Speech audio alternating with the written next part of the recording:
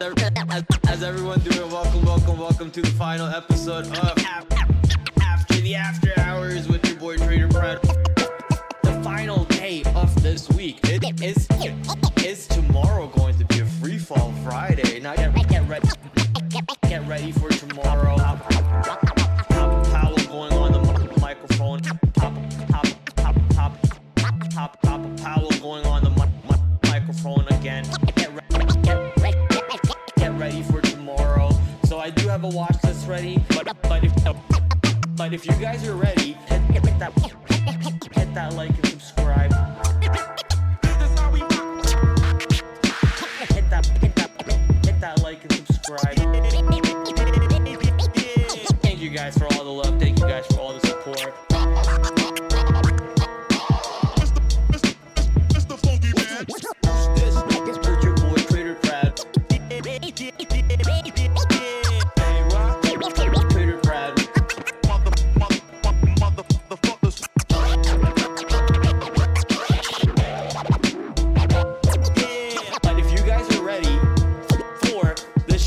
Started. Why don't we dive into the full screen and hit that like and subscribe.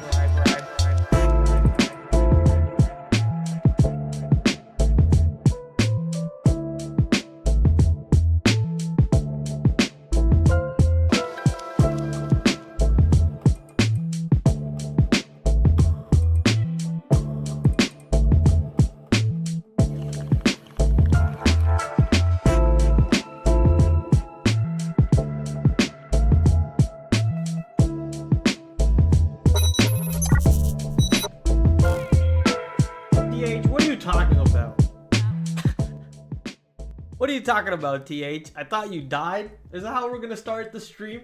Really? What are you talking about, TH?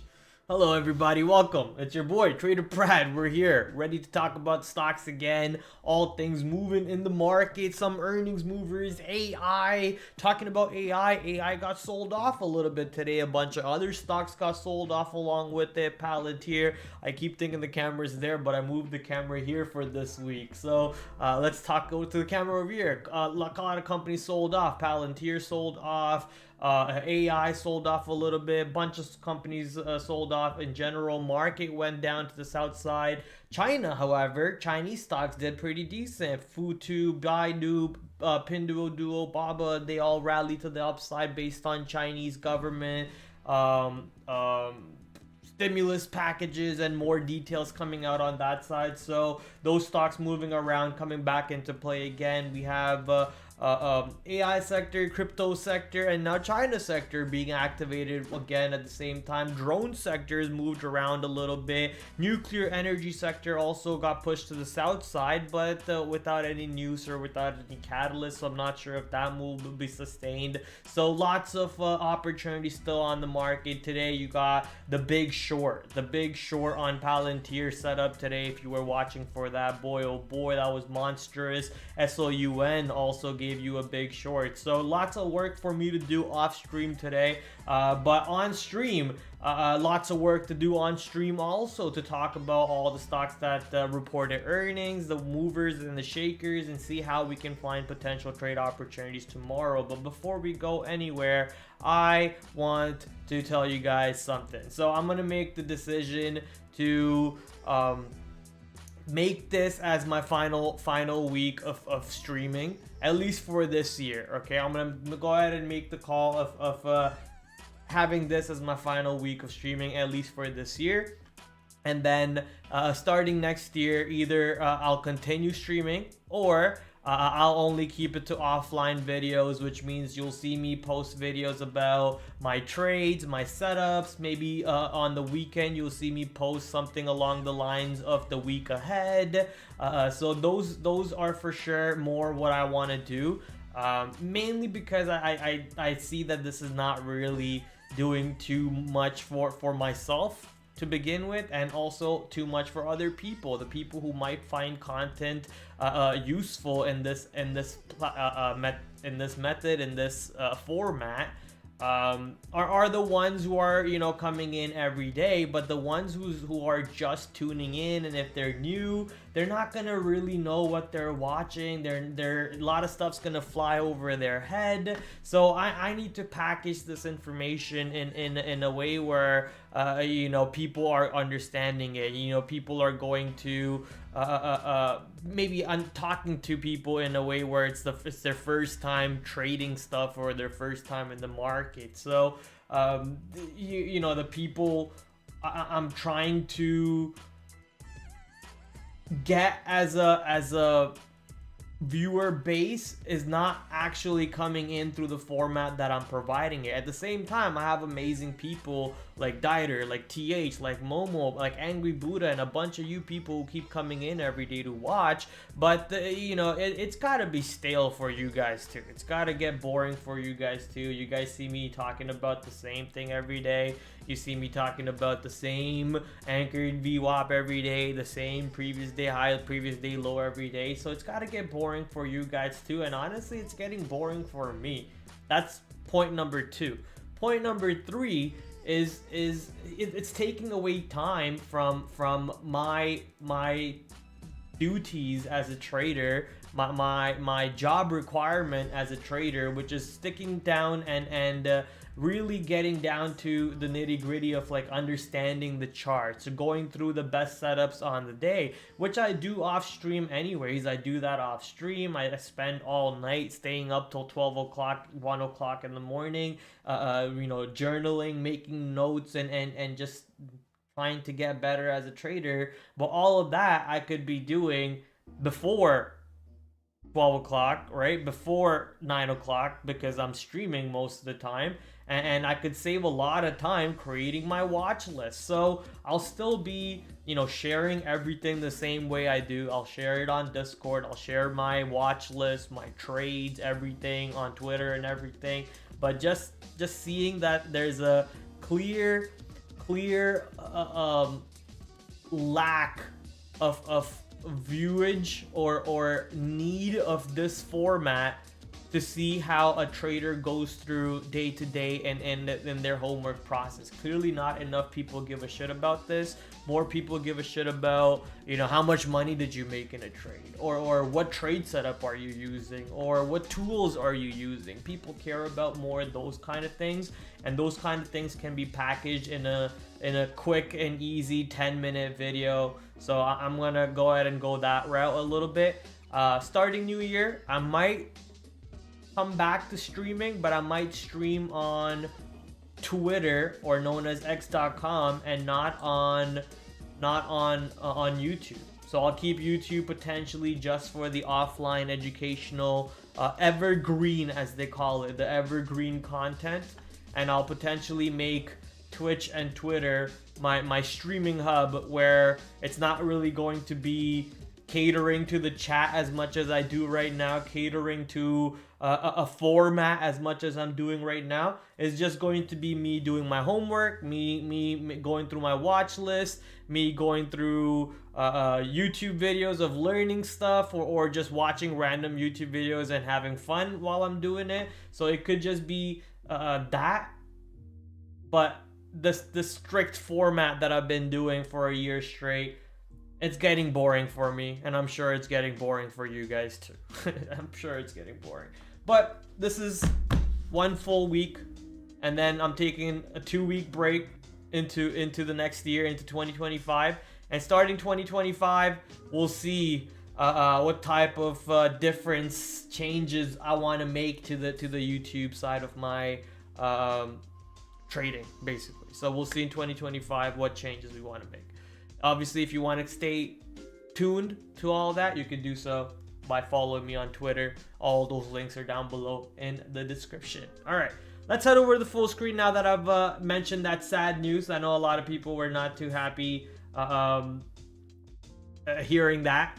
TH Dieter potentially, and maybe they're very, very happy because they don't have to hear my bullshit anymore. But no, I appreciate you guys coming for the last year or so, showing me the support, showing me the love. You guys were the reason I go live. Trust me, there have been many times where I was like, I'm so bored, I don't even want to go live today. But it'll just be like, okay, I have to go live. I promise myself that I won't take days off. I'll go live, I'll do this, and then we'll see what happens at later on. So far, I appreciate every single one of you for coming in, showing me love every single day. You guys mean the world. All right, let's go to the full screen, people. Let's go to the full screen.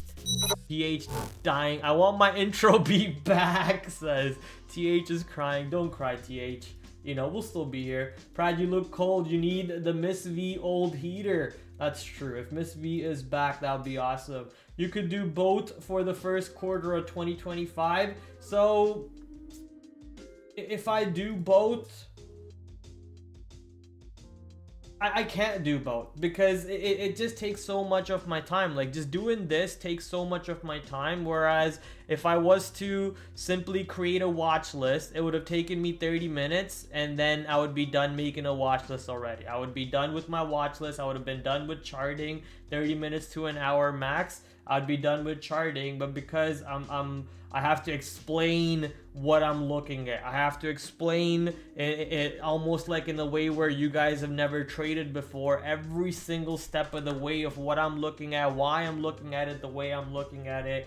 Read the earnings report out loud, make sense of the earnings report for you, give it my opinion on the earnings report. All of this just takes so much time, consumes so much of my time that I just simply don't have, sadly, at the end of the day. I don't have. I'm sleeping late, I'm waking up late in the morning, I'm not getting to work in time, I'm missing out on some trade opportunities, and none of this is beneficial for my trading career. So starting with that is just, I gotta do something different. And if doing something different means I have to potentially not stream for a little while, I'm okay with that. I'll rather post offline videos and not stream for a little while until I figure out a better way to fit in my schedule with my current lifestyle.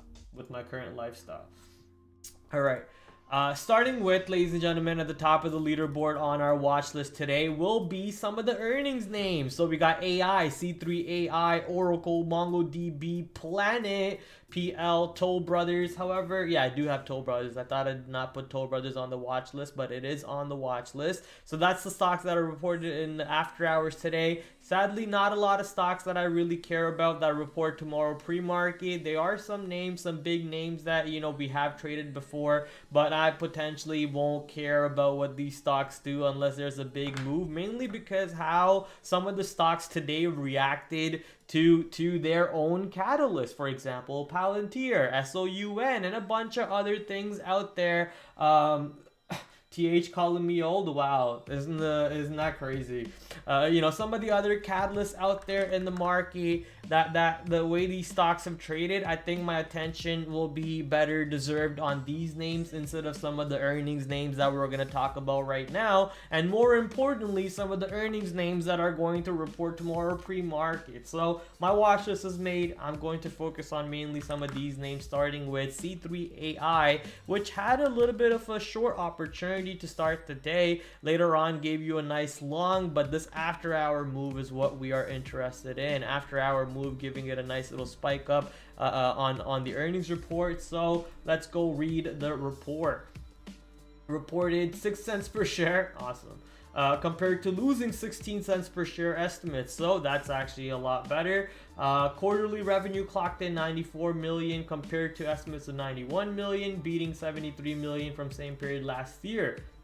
Good growth on same period last year. Subscription revenue 81%, consulting 86% of total revenue, constituting 86% of total revenue, an increase of 22% same period last year. Subscription and prioritized engineering services revenue constituting to 96% of the total revenue, and an increase of 27% year over year. Representing 70% non-GAAP per print cash equivalent, 730 million. We had an outstanding year. It's difficult to overstate the potential of Microsoft C3 AI strategic alliance by establishing C3 AI as a preferred AI application provider on Azure. We are creating a Microsoft scale go-to-market engine. We are making it easy for businesses to adopt and deploy C3 AI applications. This is an inflection point for enterprise AI, driving growth. Ooh, this is actually a big statement over here. If this statement is true, this could be considered as something known as an episodic pivot. An episodic pivot, coined by Stockbee on Twitter. If you go to Twitter and follow Stockbee or Pradeep Bonde, or if you know Kulmagi, one of the most prolific swing trader in the world, turned $5,000 into $100 million using these three setups: the parabolic short or parabolic long, the episodic pivots, and the breakouts. So this could be potentially considered in that basket. The stock is obviously running up to the north side, up 12% in the after hours off of the earnings report, running up to $46.77. But I'm seeing over here that we actually made a high of $49.57 in the after hours. A little bit of a big move over here, and the stock just kind of rejected $50 in the after hours. So if this is a complete reversal of story, now the company is making money, the partnership is looking good, they are getting ready to grow at a bigger pace than they were previously expected to. The stock basically gapped up to, well, not gapped up, but made a run to that high in the after hours and got rejected from that little high. Double top into 55-ish or so. Double top into 55.50 there. I like that. Keep that on watch. Anyways, pretty old level. Not sure if we're gonna have some struggle or probably blow through it. The point is, the stock is now right into the 52-week high. Oh no, we on the 52-week high. It's a little bit older than that, but still you know, going into one of the more recent daily highs the stock hasn't been at for a long time. The even $50 area coming into play. If this stock sets up as the money trade tomorrow, that is something to keep an eye out for. And for that, you know, you need the stock to go up higher in the pre-market, potentially be higher in the pre-market than it was in the after hours, and look very bullish. But right now, the money trade setup is not really coming into play on this one just yet, just because of how the stock has sold off in the after hours. One thing to note is how the stock just bounced off from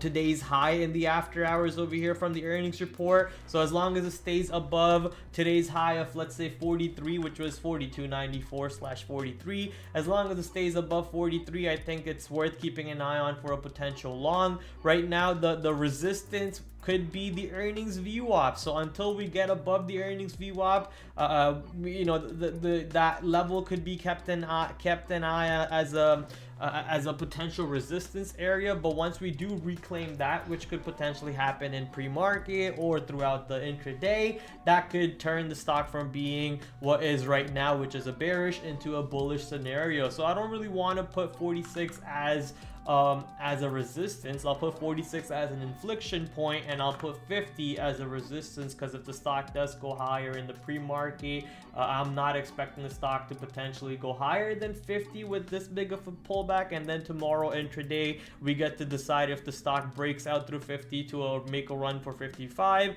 or does it reject 50 and set up for a beautiful short opportunity back down. This could be considered as a just now breaking out stock, right? This is just now breaking out from a little bit of a bull flag. So 50 barrier does seem like a little bit of a wall, but it did blow through it, but it could blow through it if you ask me.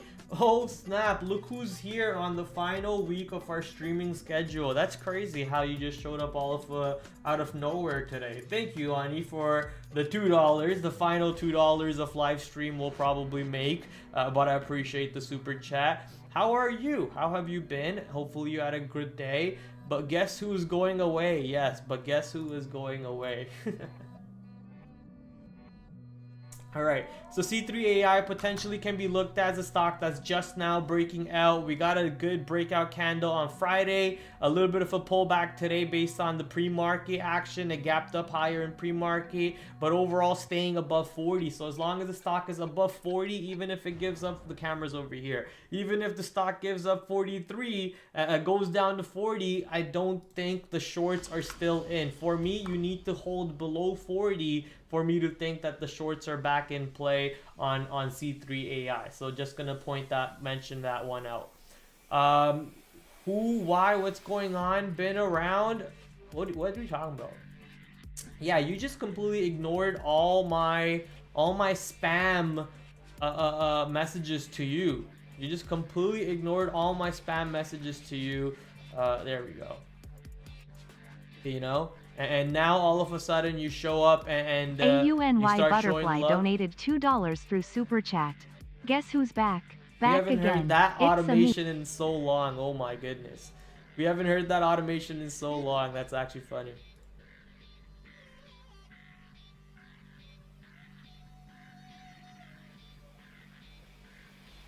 I'm the second. What do you think about me starting with options and taking part in covered calls? INTC and Ford 1050 call on Friday got up to double today. I don't really know too much about options, so you know, I can't give you my opinion about options. My 4 years of trading has just been on equities directly. I don't know about option strategies, and I never really spent the time. Well, that's a lie. I spent the time to know the basics of options, but not enough to talk about it and give you my opinion on it. As long as you're making money, look, that's all that matters, right? As long as you're making money, that's the only thing that matters. So shout out to you to doing that. Next stock reporting earnings tonight is Oracle. Oracle, oh snap, a little bit of a down move on Oracle today. I was expecting that 200 breakout, but no 200 breakout, sadly. A big slap down. Let's see if we actually pushed a little bit lower than that. Did you go below 177? Ooh, we're just around 177, and look at how the earnings anchored VWAP is exactly at that level that we just put in. That's pretty interesting. 182 seems to be an active seller into 182, seems to be an active buyer around 172 that potentially moved up a little bit to 175. So we got you know, a little bit of buying and selling, a fight back and forth. Let's go read into the report to see what actually is going on this company, the giant, the old school, the one and only Oracle. Up 9% year over year in revenue, not bad. Company reported adjusted EPS of 1.47, missing 1.48, barely. Cloud revenue up 24% year over year. License support revenue up 12% year over year. Cloud license revenue was 1.2 billion, so up 1% year over year. Record level AI demand drove Oracle Cloud revenue up 52% in Q2. GPU consumption was up 336% in the quarter. We delivered the world's largest and fastest AI supercomputer, scaling up to 65,000 NVIDIA H200 GPUs. Insane. Oracle, who did that go to? Did that go to goddamn Elon or something? Who did that go to? Oracle Chairman CEO Larry Ellison, blah, blah, blah, blah, blah. We believe our already impressive growth rates will continue to climb even higher. The fiscal year total, okay, everything's looking good. So why did we go down? Oracle trained AI models and AI agents will improve the rate of scientific discovery, economic development, and corporate growth. Everyone says this, you know, everyone's saying these days. Stock, however, went down 6.3% in the after hours. I don't see an outlook, so let me keep looking to see if I can find an outlook. What is this? The conference call says revenue growth will accelerate in further coming quarters. Says full year 2025 capital expenditure will be double.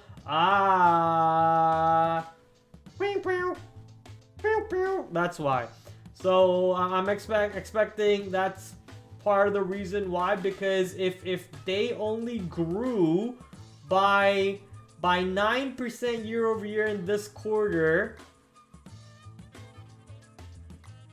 That's not a lot for the amount of money that they're potentially spending. And if they're looking to double what they're spending in 2024 going into 2025, their growth better be equal to that. Expects Q3 revenue to be 9 to 11% growth, and EPS 150 to 154 versus estimates 157. So not only are you missing on estimates for the next quarter, you missed estimates on this quarter slightly,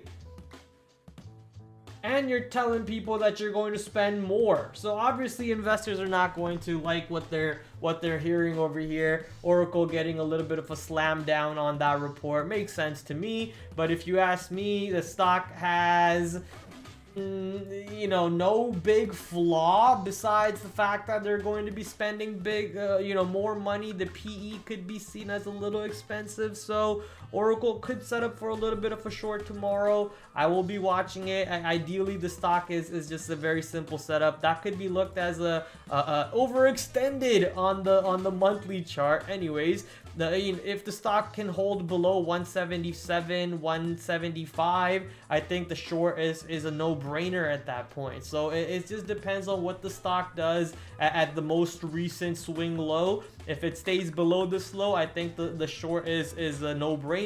But if it doesn't stay below that low, then I don't really want to press short on this name. Also, I want to quickly head over to this chart and see what Oracle's 200-day moving averages. That would be much lower, so I don't have to worry about that. Okay, that's good.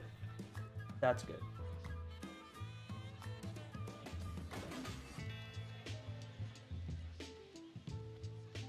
What are you guys talking to Ani about? Literally never see you comments. What do you mean? Yeah, because you muted me and you blocked me. Guess how, it's crazy how the block button works, huh, Ani? It's crazy. Well, guess I'ma just have to be here. How you been, guys? We've been good, Ani. We've been good. Life's good. Everything's good. Well, I guess not, because I'm crying about how no one watches my streams at night. So I'm gonna cancel my streams. Nah, I'm joking. I'm not really doing it for viewer purposes. That is part of the reason, part of it, a very tiny part of it, I promise you. The other main parts are make some time to do other important stuff for my trading career. Why would I ever do that? Well, you tell me. You did it. You tell me why you did it. Okay? You did it. You tell me why you did it. Once I'm gonna move that line up a little bit. I guess you could use both of these. It's almost a box, it's an area, so I'll just mark up that little boxy zone, that little area of a zone, and as long as the stock is below, let's say 177.50 to 180 tomorrow, I'll look short. If it's above 177.50 to 180 tomorrow, then I'll potentially look long, because I think that move down wasn't really of anything of substance. So the move wasn't really because of the earnings. It was more so, I'm guessing, because of the capital expenditure going up. That's about it. So right now, no bias on Oracle. At the moment, no bias on Oracle. Let's head over to MongoDB. Wow. First a nice move up and then a slam back down. What happened to MongoDB over here? I know MongoDB was just about to turn a corner and start having a reversal story almost. So that looked good. I guess, the slam back down in the after hours over here is not that bad, because they just moved back into most recent levels anyways. So that's not that bad, because they first ran higher. So let's read the report over here. Oof, beat the report drastically. So why do we go lower again? What the hell? After a blockbuster Q3 results and at full year 2025 guidance above estimates. So why did we go down after going up? That's kind of weird. Maybe the market pulled back in, that's why. Let's continue reading. 1.16 per share, beating estimates of 69 cents, and 69. Quarterly revenue 529 million, beating estimates of 497 and 432 from same period last year. So that's almost 100 million more from same period last year. Subscription revenue 22% up. And services revenue up 18%. Non-GAAP profit representing 77% margin. Gross margin 77% in the year ago period. Third quarter results were significantly ahead of expectations on the top and bottom line, driven by better than expected EA performance, EA Sports. And 26% Atlas revenue growth. We continue to see success winning new business due to surprising superiority of MongoDB developers, data platforms, and address of blah blah blah blah blah blah blah blah. 515 to 519 versus 506 beat. 62 to 65 versus 56 beat. But why are we dropping back from reporting $1 to going back to 62 cents? That is not a good sign. So are you telling me that whatever happened in this quarter was an anomaly and you're not going to continue making that much EPS? But hey, $1 per share compared to 69 cents is actually pretty decent, and they're continuing to guide higher also, not only for the quarter, but I'm expecting for the full year also. Full year revenue 1973 to 1977 compared to 193. 3.01 to 3.03 compared to 2.47. So this all is looking great. So why do we move back down here? What the heck? Why the heck?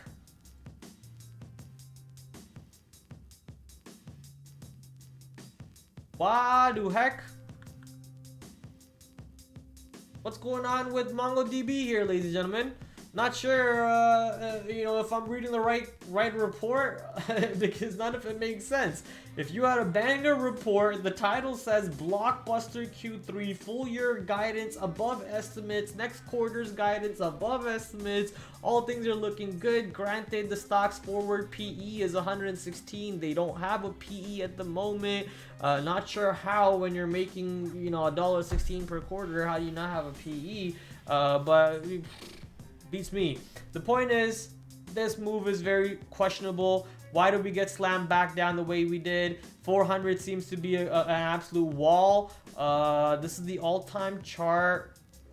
I'm very surprised. And this is why I'm a day trader and I'm not an analyst. Imagine if I was an analyst and I analyzed the stock report and I said, buy the stock. And people who bought it, they're all now broke. Shout out to me, they're all now broke if I said buy the stock because of its earnings report, right? So you got to be careful, realize what you are, and take advantage in that realm, and don't try to be something you're not. So I'm not an analyst, I'm a day trader. What matters to me is price action. Even after a report that the stock just had, if it wants to go back down and just slam back down below today's low, yesterday's low, which is a nice even 340, then I can't do anything about it. If it wants to go back below 340, which is actually, if you look at this little triple hold over here, nice little 3-day hold before breaking out today that got slammed back down.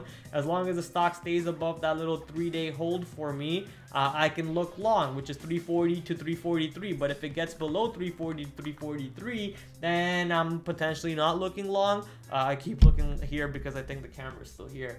Then I'm potentially not looking long, but looking short will be also a little bit questionable. So watching to see how the stock behaves going into $340 all the way up to $343. Stock's ATR is $15 for those of you interested. PL. Ooh, nice run up on PL. This is a stock that I've been thinking to buy for my personal account for a really long time. I should have snagged up some shares at $1.60. Boy, oh boy. If you guys remember me from Trader TV live days, I talked about PL back then. I talked about PL in the most recent year back in the day too when they reported earnings, and it's nice to see the most recent run up on this position. Sadly, off the report, they did flush right back down over here. So maybe an opportunity for me to buy them back if I really like them. If you like them at $1, you love them at $4, right, Prad? So we'll wait and see what the stock does. as a day trade tomorrow. A little bit of a flush off the earnings report. Pretty obvious move over here. Any pops if the report is negative, if they start seeing selling, potentially you can look for a sell opportunity, but not really that interested to trade PL as a day trade. So I'm gonna put that one on the side list. Another name that I'm not too interested to trade as a day trade is Toll Brothers, TOL. Reported earnings today, looks like a decent report, but you know, originally starting a move to the upside and then flushing right back to the south side. Did the QQQ just continue selling off in the after hour or something? Why did a lot of these stocks do the exact same thing? Like even AI rallied and then flashed back to the downside. So not sure what's going on over here with some of these earnings names, but very, very worthy to keep an eye on. AI, Oracle, MongoDB from the earnings basket. Now, the next basket of stocks that I want to keep an eye on for myself is Palantir, SoundHound, some of the names that look like the reversal has begun. We are now getting ready to push back down on some of these names after having what could be as you know, classified as a parabolic move. I mean, this stock was at the start of November, the start of this month, at 40 bucks. At the start of this year, it was at $16. Okay, so this is what would be considered as an extremely parabolic move,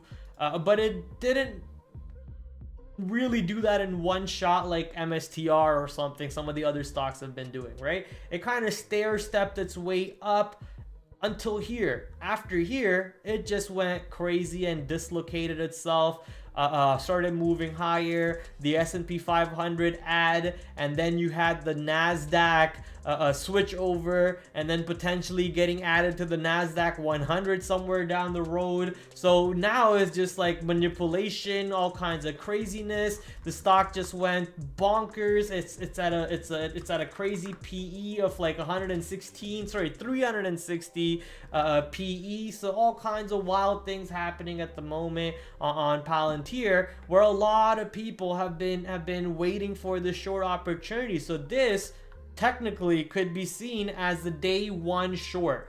This could be seen as the day one short opportunity on Palantir that sets up for a big multi-month short opportunity, or this was just take profit opportunity for people, and then people are just gonna buy the dips again and you know, squeeze the shorts, because Palantir does have a decent amount of short float, if I remember correctly. It does not, only 4%. So why do people keep saying short squeeze, short squeeze? I thought it had at least a 10-15% float short. Overall, you know, not that high of a short float, but the point is they are looking to trap shorts. That was actually the goal of one of the board members of Palantir. So if the shorts wanted to get squeezed out, keep an eye on some you know, big moves higher tomorrow on Palantir. But if Palantir doesn't bounce, I think this is basically topped out. This is no longer going to make another new high after today, at least for 3 months. I would say it's not going to make another new high. But if it makes another new high, then boy oh boy, this stock is absolutely a crazy stock. It's in that monster realm, MSTR realm, where anything is really possible at this point. Was that Microsoft? Whoa, what the Microsoft? Okay, Microsoft setting up for a good possible intraday short soon. Especially tomorrow. If the market sells off tomorrow, I think Microsoft's setting up for a good short. Anyways, let's come back to Palantir. This one, basically, the ideas are simple. I'm looking at Friday's high. I'm looking at today's VWAP. The stock got absolutely slammed to the downside today, and you can see how well, I was gonna say Friday's high is kind of where today's VWAP is, but that would be not true. So today's VWAP is actually a lot lower than Friday's VWAP, but we got about a $2 zone, a $1.50 zone over here from $7.50 to $77 to see how Palantir reacts on the pop. If the stock gets above Friday's high, then I don't think there's any more shorts on this stock. So keep an eye on to see what the stock does between $75.50 to $77 on pops. As for the lows, I'm just gonna put $70 as a nice and simple even flat dollar to keep an eye on a potential move down lower after it pops higher and then gets slammed back down. down. Actually, that little area where we broke out from might be a better level to keep an eye on. I'll put 68 to 70 to keep an eye on Palantir for the downside. We are looking for a day 2 short. I'm looking for a day 2 mean reversion play on pop and fails. Okay, MongoDB, not sure why stock got sold off so hard after the pop. Report was great and guided higher. If stock below 340, let me show you guys what I'm doing. If stock below 340, can look short, but be careful. No PE, so no PE.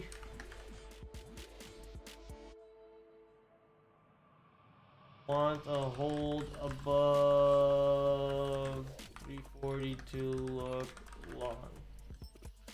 Okay, C3AI.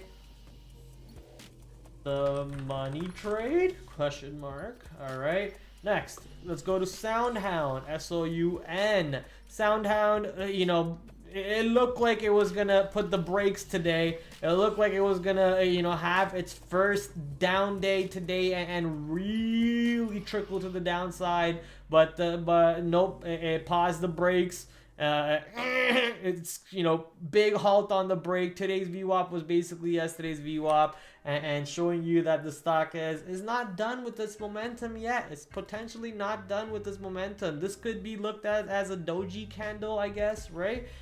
Candlestick patterns. There we go. I was right. Doji candle. So that could be looked as a doji candle.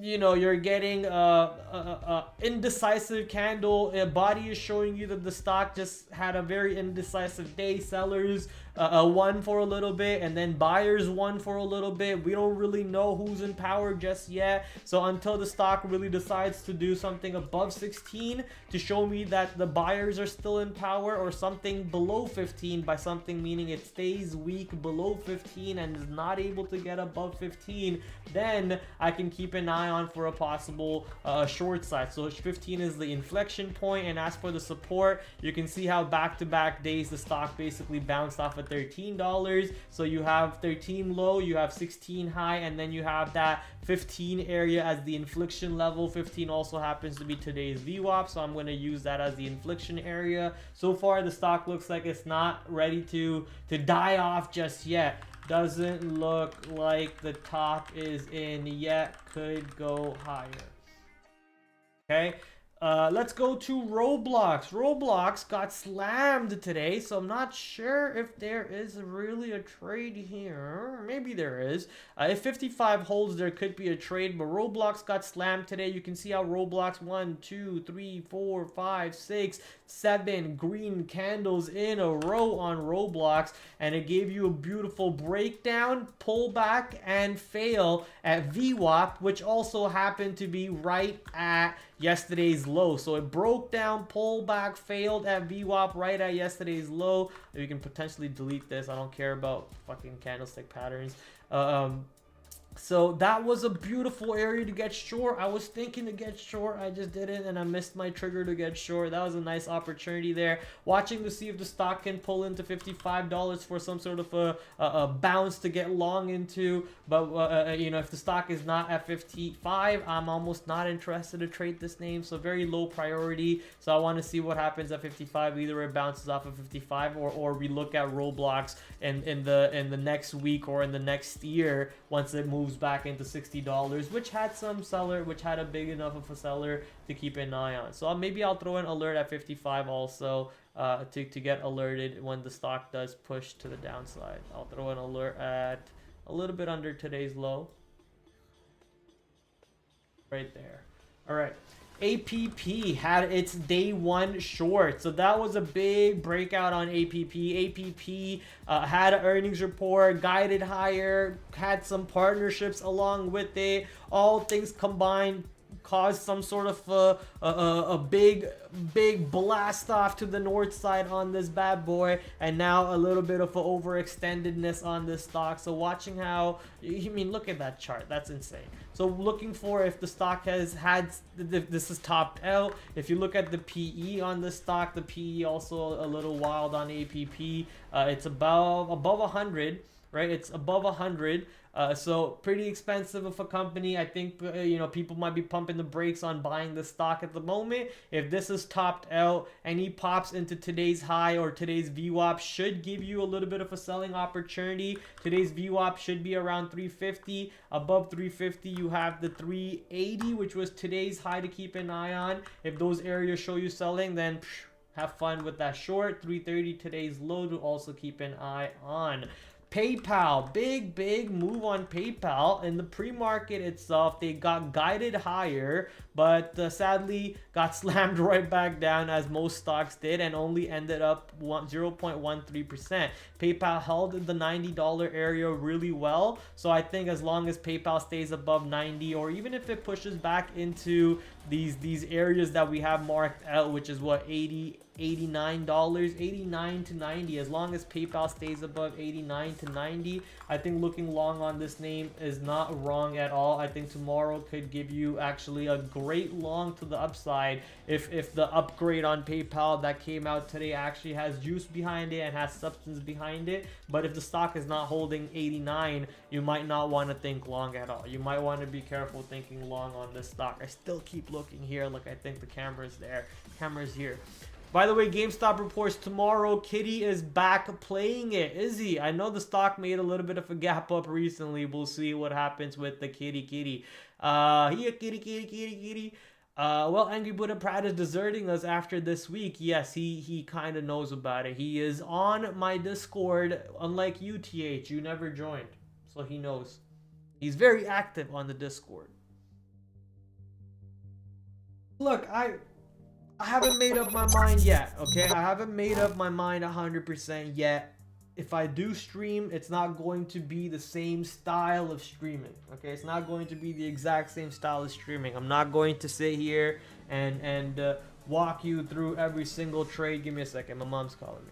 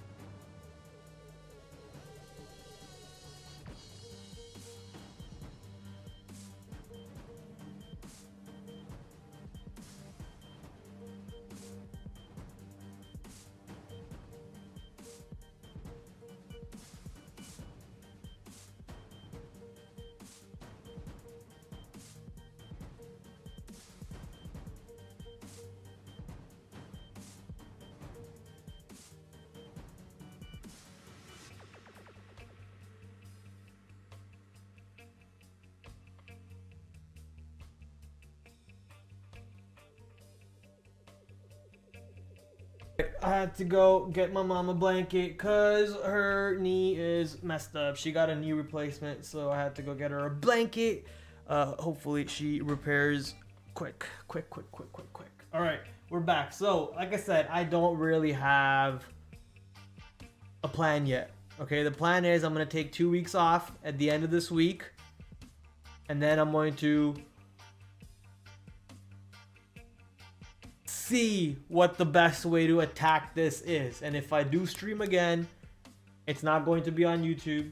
I'm potentially just going to stream on Twitch because YouTube won't let me listen to music, won't let me listen to you know, watch other YouTube videos because they'll copyright strike me and all the other nonsense. So I can't stream on YouTube. I'll potentially just go do that on Twitter. You guys are more than welcome to watch me on Twitter if I do stream on Twitter, but it's not going to be analyzing the stocks the way I do every single way. I'm just going to do my homework. It's just going to be me going live, me doing homework, me just talking with the chat if the chat's there to talk with, and then doing it that way instead of having a very strict schedule with the way that I do it, and all the other you know, nuances behind the stream that I have going on right now, because I was trying to build like a stream brand, right? So I'm gonna not care about that as much. I'm gonna worry about more offline videos, because the time period honestly for the stream is also not really effective. Not a lot of people care to watch stock stuff late at night at this night because they're playing with their kids, they're, you know, going to bed, they're getting ready for work, and maybe packing their lunch and stuff. So people don't really care to watch this at this time. People rather watch this type of shit during lunchtime, during the morning when they're at work and they're getting yelled at by their bosses or something, right? So I might have to put streaming back. Is that your bed that looks so small? No, that's not my bed. That used to be in my mom's room where my dog sleeps, but because my mom got the knee surgery, we had to move it out of the room there, and this was the only room we could put it in. That's hilarious. No, imagine that was my bed for a 6 feet tall guy. Keep that in mind. 6 feet tall guy. You're not fitting on there, dude. My dog doesn't fit on there. Come on. My dog doesn't fit on there. Hope mom is doing good. Yes, she's doing good. Thank you for asking. Thank you for asking. Right.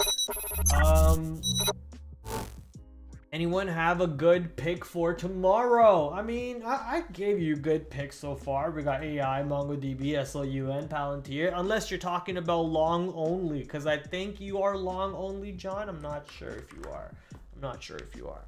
Lululemon gave you a monster short off of 420 today. 420, baby. Smoke weed every day. So 420 gave you a good short, but the earnings VWAP is something to keep an eye on. And notice how, yeah, so I think 400 is where earnings VWAP is. If Lulu can give you a dip buy into 400 tomorrow, I'm watching this one potentially even off the open. If the stock can hold above 400, I'll give it a risk up to you know, 398 or so, and see if I can get lucky on this position tomorrow for a potential long back into 410, 420 or higher. A little bit of a dip buy opportunity potentially into 400 for all the earnings anchored VWAP buyers. I need to see a hold of 400. If I don't see a hold above 400, I'm just not gonna care about that long. 395 at the very least. 395 at the very least. That's going to be my buffer zone, because you can see actually how today's low is 396.45. I didn't even see that until now. So the buffer zone, I'm gonna give it a $5 buffer because of how expensive the stock is, how low the liquidity could be tomorrow compared to the earnings day compared to today. So I'm okay with giving it a $5 buffer. I'm okay with losing $5 per share if I give it a right shot, and if I can get filled in the right prices, if I can cast the right long on this bad boy on Lulu, I'm interested on that one.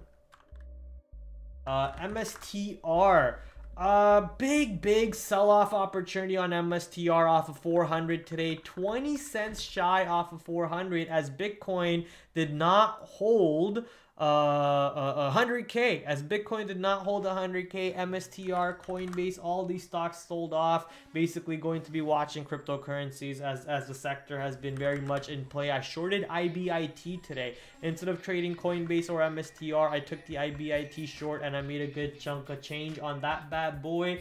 So shout out to cryptocurrency sector, very hot sector at the moment. You got other stocks that kind of went higher because of Bitcoin, that potentially could have a little bit of bearish sentiment behind them now too if Bitcoin does not stay above 100K. So that's Robinhood, that's Square, that's about it. So Robinhood and Square, both of them are struggling at the moment. Robinhood around $40, SQ around $95. So Square, if you can get below 95, I think that opens up some downside. If Square continues to hold 95 the way it is right now, then potentially can ride back into 99 and a bigger move above 99. So continue watching these two names. Asana reported earnings. Ooh, you broke out of, oh yeah, you did, that's right.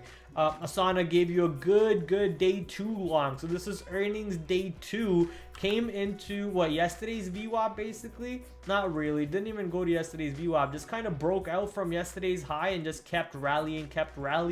But the $25 area had a nice little wall on ASAN, so that one didn't really push too much higher than that. That could be an options call wall. I think that's exactly what was going on over here. Shout out to one of the new people that I've met in a Discord server for trading and so on. He showed me this website, barchart.com/stocks/quotes /ticker stock ticker /gamma exposure. If you go in here and type in the stock that you're looking for, ASAN, it shows you quickly where most of the gamma exposure is, and you can see a net call wall of 5K options or 8K options, gamma exposure 334K at $25. So options writer just absolutely pegging the F out of that level at the moment and not allowing the stock to get above it. They allowed it to get above it a little bit, but they just never allowed it to get above it all day later on, just continuously selling it below it.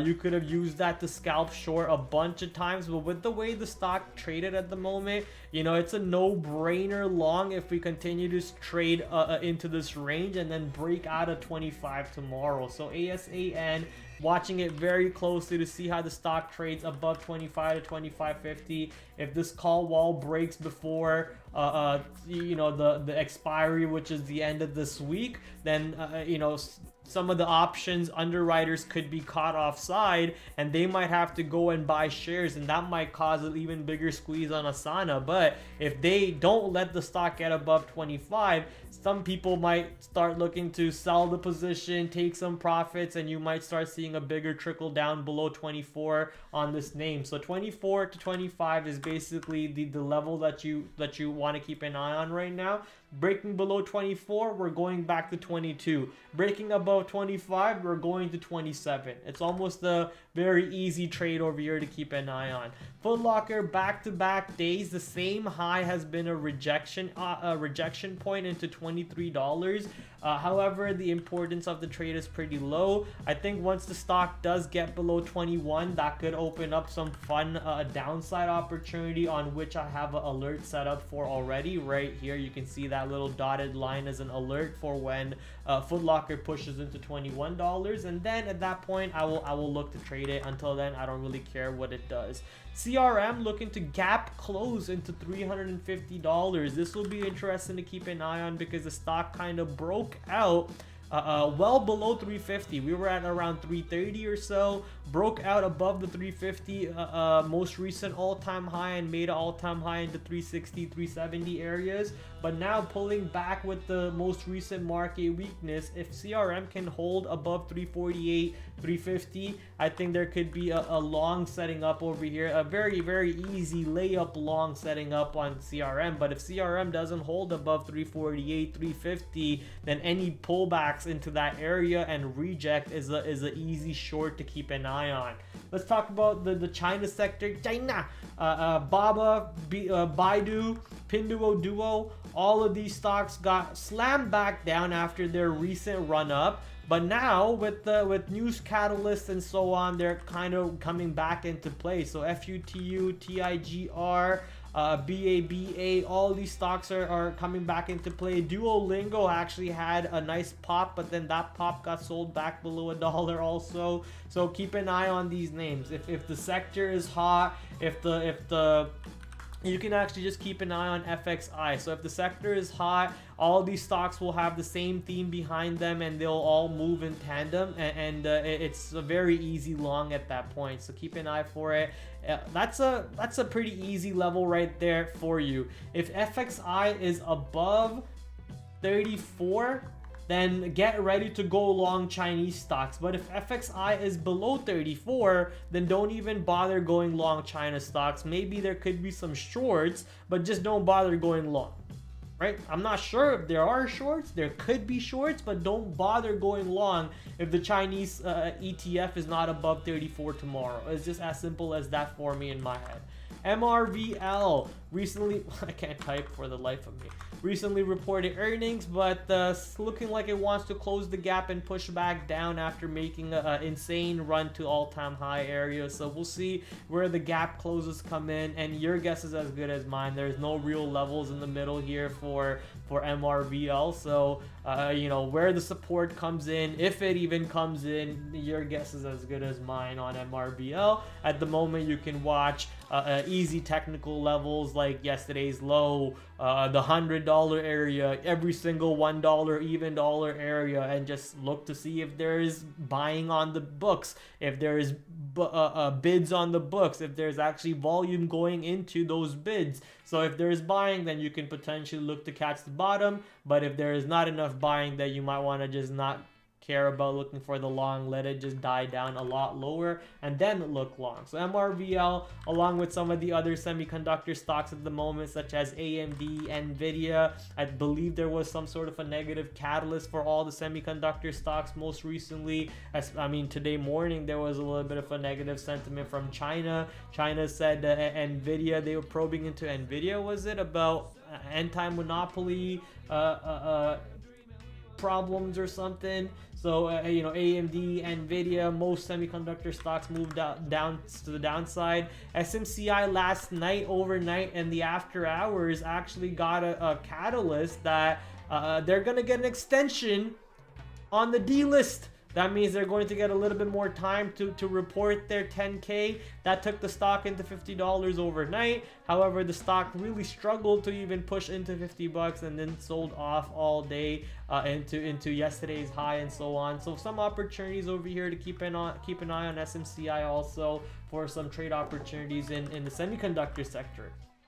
IonQ, this could be day one.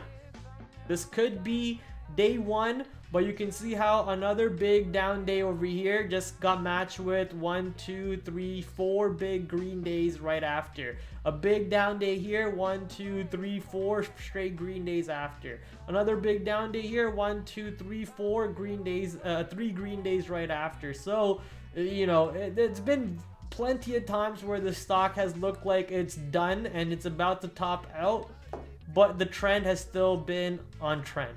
So the trend, if you look on the daily chart, we're still above 9 EMA. We're still above 21 EMA. The 9 EMA is actually, if you consider, you know, how volatile the stock is, we're actually very close to the stock at the moment. So if it does bounce back up tomorrow and look for a possible breakout channel coming in very soon, I wouldn't be surprised for IonQ. So keep an eye on. I wouldn't call this stock as a topping out just yet, as I am calling for PLTR. This one could easily bounce back, as it has proven to us multiple times. Amazon, 230, big wall at 230, another options wall at 230. If 230 doesn't break out on Amazon, good short opportunities there. And this is also very overextended on the daily chart for a Magnificent 7 stock. This is not a small cap, okay? This is a Mag 7. So if a Magnificent 7 like this can stop going higher like that, and even Apple today, with how weak the market is, Apple just kept going higher and higher and higher. So if Apple gives me a short tomorrow at 250, I am very interested to short Apple at 250 tomorrow. Let's see if Meta is doing something similar. Meta, I think, actually, yeah, not doing anything similar to what the other two lunatics are doing. So Meta's cooling off its engine a little bit. Microsoft is kind of in that same basket. This one's going a little parabolic. If Microsoft can give me a short at 450, if you know, I need some size at 450 first. I need some size at 450. I need an active seller at 450. If I can catch that short, then I'll gladly write it. Google, not interested. Tesla, for sure interested, but, you know, you could call this kind of extended. It's not kind of, it is. You could call this extended, but you can see this little consolidation over here.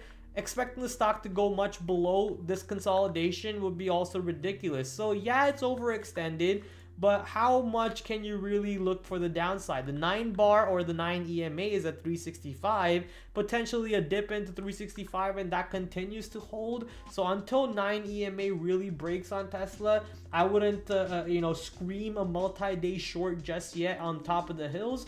However, that setup is kind of looking like it's setting up. If today was day one for the market to decide that they're going to start selling, the run-up we've had is enough. Let's take some profits going into the end of the year. Let's capitalize on some profits. That way we can give Santa Claus rally the right rally that he deserves.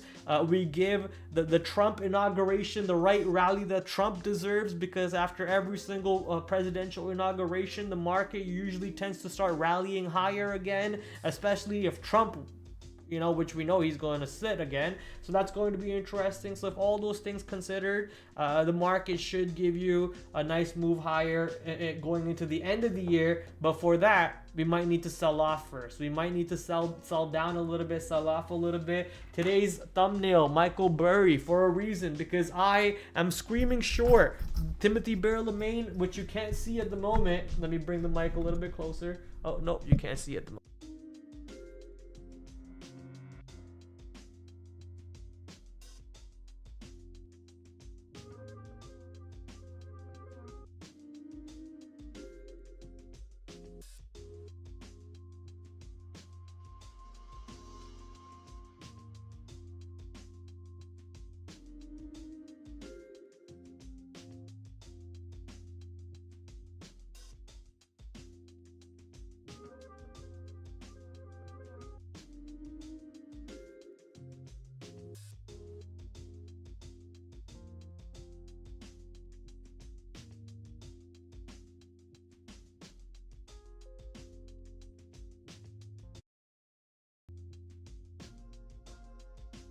Have I been muted this whole time?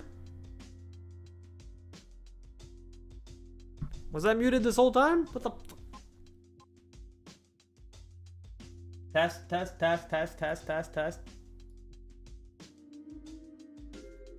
Not long? Okay. So yeah, if today's day one, I'm very excited for a bigger downside opportunity on the market. IPO, not tomorrow, it's Thursday, so we'll talk about that Wednesday before the final day of the stream. And ladies and gentlemen, that's basically the stream right there. Hopefully you guys found something useful. I'll take a good 2-week break at the end of this week, and then I'll decide if I want to continue streaming or if I want to only stream on Twitter, or if I want to do both. Okay, because TH thinks I have all the time in the goddamn world, so I can do both. So we'll see how we're gonna do it. But at the end of this week, I'm gonna take a good 2 weeks break for sure. You mean after Thursday? Yeah, at the end of this week, Thursday, same shit.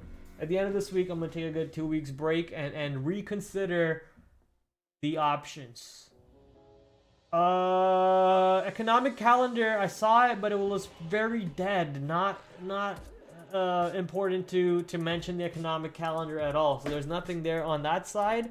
And the IPO calendar, as I just mentioned, the IPO is on 12th of December. So that's that, ladies and gentlemen. I wish you guys a very, very profitable Tuesday. I wish you guys all the best tomorrow.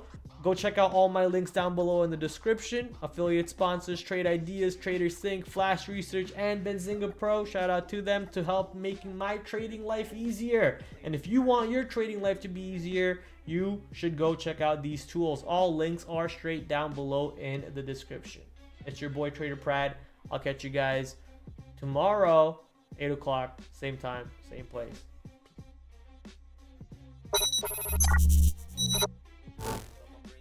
Big screen over here, back to another brand new week of After the After Hours with your host TraderPrad. I'm doing great. Hopefully you guys are joining me on that great side. Markets are moving around. Might just be a risk on type of day, so let's see what happens. 8 o'clock tomorrow. As you guys know, we do the stream Monday to Thursday, 8 p.m. Shout out to my affiliate sponsors, Benzinga, Trade Ideas, the #1 scanner to go to. Traders Think, promo code down below, promo code PRAD15 to get 15% off. I will catch you guys tomorrow, 8 o'clock, same time, same place. Until then, TraderPrad out. Adios.